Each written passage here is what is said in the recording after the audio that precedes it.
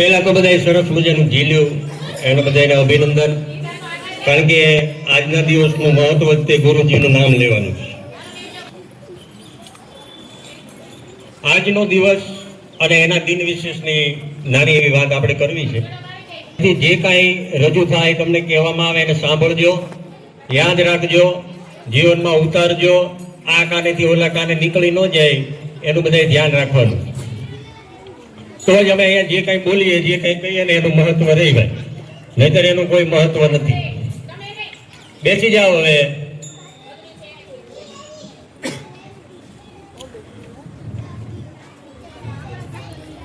ગુરુ બ્રહ્મા, ગુરુ વિષ્ણુ અને ગુરુદેવો મહેશ્વર, ગુરુ સાક્ષાત પરબ્રહ્મ, તસ્મૈ શ્રી ગુરુવે નમઃ. ગુરુ પૂર્ણિમાના પાવન પર્વની આપ સૌ બાળદેવોને ખૂબ ખૂબ શુભકામનાઓ. આજનો દિવસ એ ગુરુજીનું પૂજન કરવાનો, દર્શન કરવાનો અને એનું સ્મરણ કરવાનો દિવસ છે. આપણા ભારતીય સંસ્કૃતિમાં અને આપણા સનાતન ધર્મમાં ગુરુજીનું અનન્ય મહત્વ રહેલું છે. અનન્ય મહત્વની સાથે સાથે ગુરુજીની જરૂરિયાત પણ 1000% રહેલી છે. 1000%. ગુરુ બિન જ્ઞાન ન ઉપજે અને ગુરુ બિન મીટે ન ભેદ, ગુરુ બિન સંચય ના મીટે ભલે વાંચો ક્યારેય વેદ. ભણવા માટેના તો ઘણા બધા સાધનો છે, તમે ગૂગલ ઉપરથી પણ ઓનલાઈન ભણી શકો, પરંતુ સંપૂર્ણ જ્ઞાન જો કોઈ આપતું હોય ને તો એ ગુરુજી છે. અને ગુરુજી વિના મહાન ક્યારેય ન બની શકે. એટલા માટે મેં કીધું કે ગુરુનું મહત્વ તો અનન્ય છે જ, પરંતુ એની જરૂરિયાત પણ 100 નહીં 1000%. ગુરુ બિન જ્ઞાન ન ઉપજે. જ્ઞાન તો તમે ગમે ત્યાંથી મેળવી શકો, વાંચીને, ઓનલાઈન, ગૂગલ ઉપરથી, ગમે ત્યાં.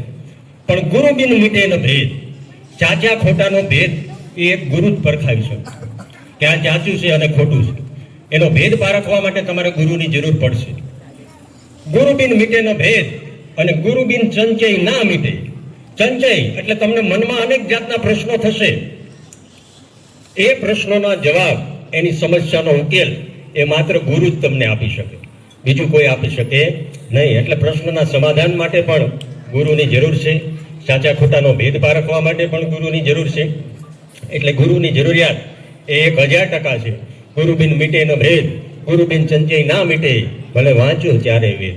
તમે ગમે એટલા પુસ્તકો વાંચી નાખો, ચારે વેદ વાંચી નાખો, પણ એક પૂર્ણ રૂપનું જ્ઞાન એ તમને એક ગુરુજી જ આપી શકે. એટલે ગુરુજીની જરૂરિયાત પણ છે. ધ્યાનમ મૂલમ ગુરુ મૂર્તિ, પૂજા મૂલમ ગુરુ પદ, મંત્ર મૂલમ ગુરુ વાક્યમ અને મોક્ષ મૂલમ ગુરુ કૃપા. મોક્ષનું દ્વાર પણ આપણને ગુરુજી જ બતાવશે. આજના દિવસે ગુરુજીનું ધ્યાન ધરવાનું, ગુરુજીની પૂજા કરવાની અને ગુરુજીનું નામ સ્મરણ કરી અને ગુરુજીના પગલે પગલે ચાલવાનું. એને જે પણ જ્ઞાન આપણને આપે, જે કંઈ સંસ્કારો આપે, એ દરેક સંસ્કારોનું, જ્ઞાનનું આપણે પાલન કરવાનું. માત્ર ને માત્ર એને સાંભળી આ કાનેથી કાઢી નાખવાનું નથી. એટલે દરેક ગુરુજનો અહીંયા બેઠા છે એ બધા જ તમારા ગુરુ છે. અને ગુરુની જરૂરિયાત બધાને છે. ખુદ ભગવાનને પણ ગુરુની જરૂરિયાત હતી, એમના પણ ગુરુ હતા, તમે બધા જાણો છો. ભગવાન શ્રી રામની વાત લઈ લઈએ તો વશિષ્ઠજી એના ગુરુ હતા. ભગવાન શ્રી કૃષ્ણની વાત લઈએ તો ચાંદીપની એમના ગુરુ હતા, એમના આશ્રમમાં ભણતા હતા. એટલે ખુદ ભગવાનના પણ ગુરુ હતા. એટલે દરેકના જીવનમાં ગુરુનું ખૂબ મહત્વ રહેલું છે. ગુરુની જરૂરિયાત પણ એટલી છે. આજનો દિવસ, ગુરુ પૂર્ણિમાનો દિવસ, એ આપણો મહાન ધાર્મિક ગ્રંથ મહાભારતના રચયિતા એવા વેદ વ્યાસના જન્મ દિવસનો પણ આજનો દિવસ. એટલે આજના દિવસને ગુરુ પૂર્ણિમાની સાથે સાથે વ્યાસ પૂર્ણિમા પણ કહેવામાં આવે છે. એટલે વ્યાસ પૂર્ણિમા પણ છે, ગુરુ પૂર્ણિમા પણ છે. શા કારણે આપણે આ ઉજવીએ છીએ? તો કે ગુરુજીનું મહત્વ દરેકના જીવનમાં છે, એટલા માટે આ દિવસને આપણે ખાસ ઉજવીએ છીએ. અને બધાએ આજના દિવસે ગુરુજી પાસેથી જ્ઞાન તો કાયમ તમે સારું લ્યો જ છો, પરંતુ ગુરુજીનો મહિમા જાણી, ગુરુજી જે કંઈ તમને આપેલું હોય એ ગુરુજીને એ પ્રમાણેનું પાલન કરી, એ પ્રમાણે વર્તન કાયમ માટે કરવાની પ્રતિજ્ઞા લેવાનો પણ આજનો દિવસ. ગુરુ દક્ષિણાનો પણ દિવસ છે. આજના દિવસે શિષ્ય તરફથી ગુરુને ગુરુ દક્ષિણા પણ આપવામાં આવે છે. એકલવ્યએ ગુરુ દક્ષિણા આપી હતી, તમે બધા જાણો છો, અંગૂઠો કાપીને, બરાબર. એટલે ગુરુ દક્ષિણા પણ આજના દિવસે शिष्यों જે છે એ આપતા હોય છે। गुरु का शरीर मिट सकता है लेकिन गुरु का अस्तित्व कभी नहीं मिटता, क्योंकि गुरु शिष्य के अंदर रहता है, कभी ज्ञान बनकर तो कभी संस्कार बनकर। अपने शरीर में गुरु को सदैव जीवित रखना ही शिष्य की गुरु दक्षिणा है।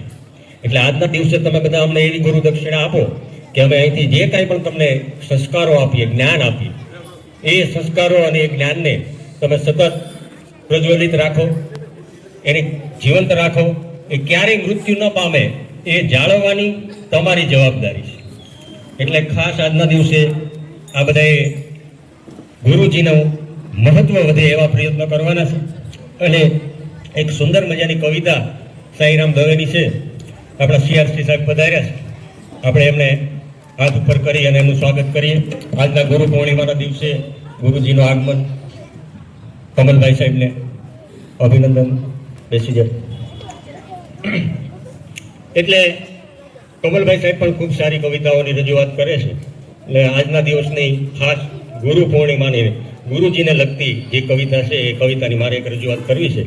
पानी के प्रभाव से, लेखनी के पराक्रम से सदियों से सोए हुए भावों को जगाते हैं, जिंदा करते हैं जान, मुर्दा दिलों में डाल, जब हम काव्य सुधा धारा बरसाते। એટલે કવિતાની તાકાત છે કે મરદાને પણ બેઠા કરી શકે, મરેલા માણસમાં પણ જીવ પૂરી શકે એવી સુંદર મજાની કવિતા આપણા શિક્ષક સમાજમાંથી જ આવતા સાંઈરામ દવેએ લખેલી। મને ખૂબ ગમતી આ કવિતા છે અને દરેક શિક્ષકોએ ગૌરવ લેવા જેવી આ કવિતા છે। અને સાંઈરામ દવેએ તો આ કાવ્યને શિક્ષકોની ભાગવત ગીતા કહીશ, ભાગવત ગીતા કહીશ। એટલે દરેક શિક્ષકોએ ગૌરવ લેવા જેવી આ સુંદર કવિતા મારે રજૂ કરી, ત્યાર પછી વિજયભાઈને આગળનો દોર સોંપવો છે। શું કીધું છે આ કવિતામાં સાંઈરામ દવે કે હું એક શિક્ષક છું અને શિક્ષકને કદી નમાલો ગણતા નહીં। હું એક શિક્ષક છું અને શિક્ષકને કદી નમાલો ગણતા નહીં। હું સમાજનું હૃદય ધબકતું સ્થાનને મારા હણતા નહીં। આ સમાજનું ધબકતું હૃદય જો કોઈ હોય ને તો એ શિક્ષક છે। એટલે હું સમાજનું હૃદય ધબકતું સ્થાનને મારા હણતા નહીં। હું એક શિક્ષક છું અને શિક્ષકને કદી નમાલો ગણતા નહીં। મેં કલાકો ગળા ઢસડીને આ વર્ગખંડો મેં કાવ્યા છે। મેં કલાકો ગળા ઢસડીને આ વર્ગખંડો કાવ્યા છે। મેં કળીઓને ફૂલ બનાવી બાગ બાગ મેં કાવ્યા છે અને મેં વાવી છે શિસ્ત સભ્યતા। હવે આ મોસમ લડતા નહીં। હું એક શિક્ષક છું અને શિક્ષકને કદી નમાલો ગણતા નહીં। આદર્શોના ઈંધણનાથી મેં સંસ્કારો રાંધ્યા છે। તમને અહીંથી આદર્શોના પાઠ શીખવવામાં આવે છે દરેક ગુરુજનો તરફથી। એટલે આદર્શોના ઈંધણનાથી મેં સંસ્કારો રાંધ્યા છે। ડોક્ટર, વકીલ કે ઇન્સ્પેક્ટરને મેં પાયેથી બાંધ્યા છે। સમાજમાં ડોક્ટરો, વકીલો, એન્જિનિયરો, અલગ અલગ વ્યવસાય કરતા બધા જ વ્યવસાયકારો હોય છે। એક શિક્ષકે વકીલ પાસે જવું પડે કે ન જવું પડે એ આગળની વાત, કદાચ ન પણ જવું પડે જીવનમાં, પણ એક વકીલે શિક્ષક પાસે ચોક્કસ આવવું જ પડે, ત્યાંથી જ એની કારકિર્દીની શરૂઆત થાય। એટલે શિક્ષકનું આ મહત્વ છે।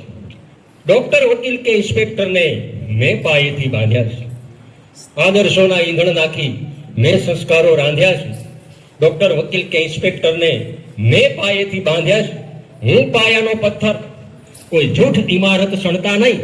હું એક શિક્ષક છું અને શિક્ષકને કદી નમાલો ગણતા નહીં। ખાણમાં નાખી હાથ મેં કંઈક હીરા ઝળકાવ્યા છે। આ બધા હીરાઓ તૈયાર કરી રહ્યા છે આ ગુરુજન। એટલે ખાણમાં નાખી હાથ મેં કંઈક હીરા ઝળકાવ્યા છે। શબ્દનો સેવક બની સાક્ષરતાના નેજા ફરકાવ્યા છે। તમે શું આપ્યું? સમાજને માર્મિક ટકોર કરી છે કે તમે શું આપ્યું એ પૂછોમાં જખમને મારા ખણતા નહીં। હું એક શિક્ષક છું, શિક્ષકને કદી નમાલો ગણતા નહીં। અને કાવ્યનો અંતિમ પંક્તિ કે જેમાં સાંઈરામભાઈ પ્રાણ પૂરી દીધો છે એવી સુંદર મજાની પંક્તિ આ સમાજને સંભળાવીને કીધું કે હા, હું એક શિક્ષક છું।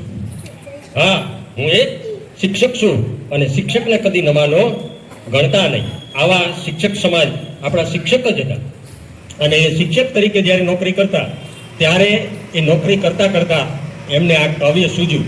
ઘણી બધી કવિતાઓ એમણે લખેલી છે અને એ કવિતાઓમાંની એક આ સુંદર મજાની શિક્ષકો માટે અર્પણ કરેલી આ કાવ્ય છે। એટલે ખૂબ સુંદર મજાનું કાવ્ય આપણે સૌએ આ કાવ્યને સાંભળ્યું। આપ સૌનો ખૂબ ખૂબ આભાર, બધા બાળકોનો। આજના ગુરુ પૂર્ણિમાના દિવસે બધા ખાસ સંકલ્પ લેજો કે ગુરુજીના જે કાંઈ આદેશો આપવામાં આવે એનું સંપૂર્ણપણે પાલન થાય, એનું જ્ઞાન, એના સંસ્કારો આપણામાં જીવતા રહે, એવું બધાએ પ્રતિજ્ઞા પણ લેવાની છે. આગળ આપણે વિજયભાઈને કહીએ કે એ પોતાનું વાત રજૂ કરે ગુરુ પૂર્ણિમા વિશે. ખૂબ ખૂબ આભાર. જય Hind. sa sa sa sa sa sa sa sa sa sa sa sa sa sa sa sa sa